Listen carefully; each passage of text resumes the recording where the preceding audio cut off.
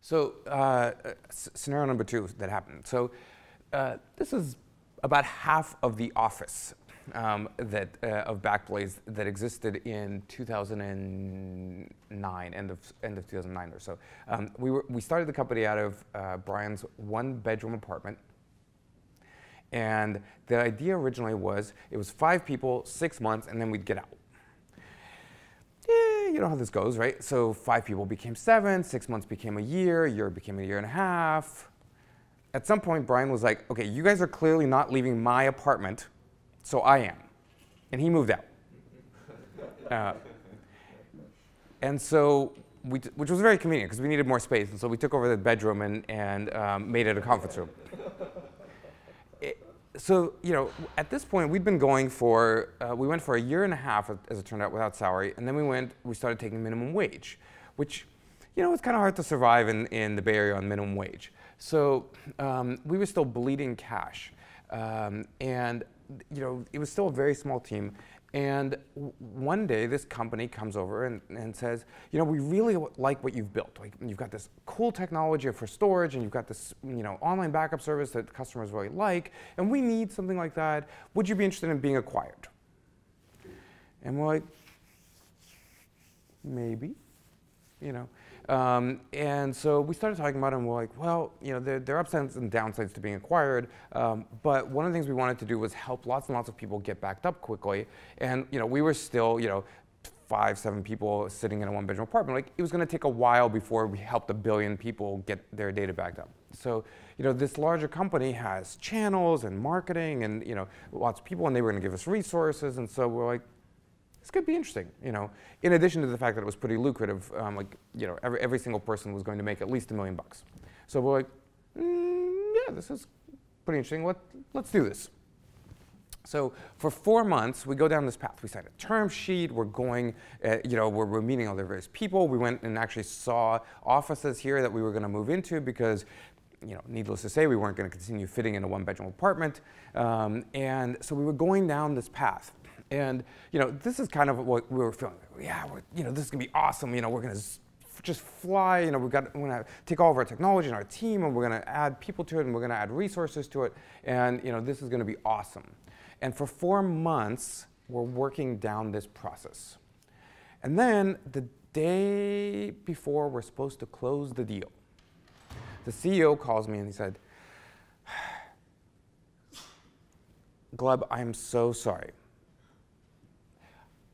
I can't get my board to agree to the deal the way it is. We need a restructure.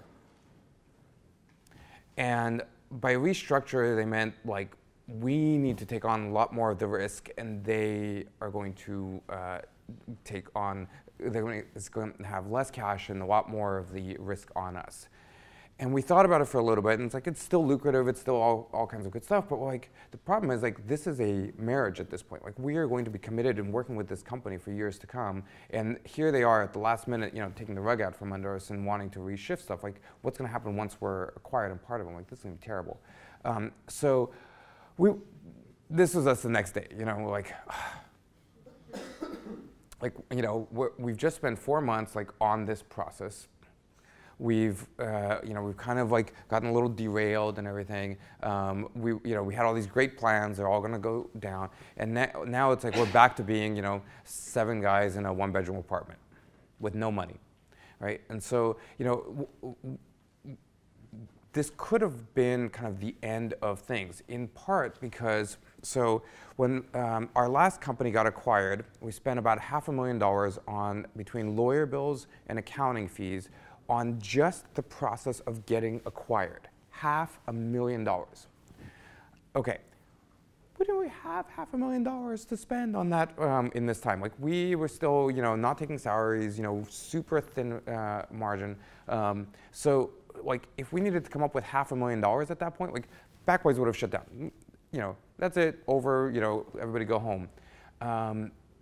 But we did 2 things to keep us from going out of business in this time.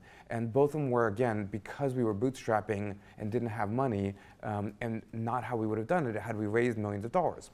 So one was that I had talked to our lawyers ahead of time, and I'm like, I know that normally you guys just communicate directly with the company that is going through the acquisition, and you guys all just constantly work things out together.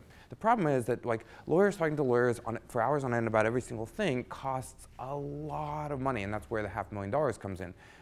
And so what I said is, look, I want your help and advice understanding what some of the key things that we need to negotiate are, but I want to do the communication. I want to read through the contracts. I want to do a lot of the work myself. Because the reality of it is, it's your business. You're the ones that are going to have to live with these decisions afterward. So if the lawyers negotiate, oh, you know, you're going to work here for 3 years or 2 years, like you're the ones working there, not the lawyers, right? If the lawyers negotiate, you know, that you're going to take $3 million up front and $2 million in earnout because you know, hitting some milestones, like you're going to either get or not get those things, and you're going to have to hit those milestones, right? So as much as possible, you can work through a lot of these issues yourself, taking advice from lawyers instead of just handing it and saying, yeah, sure, go ahead, you take care of it, and then here's a $500,000 bill. So instead of a $500,000 bill, we had a $100,000 bill. 5 times smaller than it was for the acquisition of our previous company. Now, that's great. That 100,000 is a lot better than 500,000, but we still didn't have 100 grand sitting in a bank to just pay the lawyers. However, when we started going into it, when we signed the term sheet with this company that we were going to go get acquired by, I actually told them, I'm like, look, here's my fear. My fear is not whether you decide or don't decide to acquire us. You know, we like our business. We want to do our business. Whether you want to play with us or not, totally fine. My fear is that we're going to go down this path, and then at the end of this path, something's going to happen, and we're not going to close. And then I'm going to be saddled with this huge bill, and we're not going to have any money, and we're going to be either have to take a deal that we don't want with you, or we're going to go out of business. And so what I negotiated in the term sheet up front was that they would cover our lawyer and accounting fees up to $100K.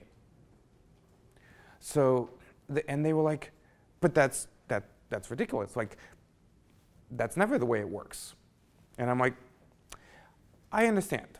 But here's our scenario. We're bootstrapping. We don't have this cash in the bank. If you want to go down this path, this is what we need to do. And it doesn't harm you, which is if you want to do this deal, like, then this will never be an issue. And if you end up walking away from the deal, well, 100 grand is not going to sink your company, but 100 grand could sink ours. So because we were bootstrapped and didn't have money in the bank, in a way, in this very strange way, it gave us leverage to ask for something we couldn't have asked for in this negotiation had we actually had money in the bank. So a little counterintuitive, but it was incredibly important for us at the time. So, you know, fast forward 5 years, you know, we didn't get acquired, but the company survived through those things. And so we actually recently were listed as the 128th fastest growing tech company by revenue in the country. Facebook was 129th, which was a little funny.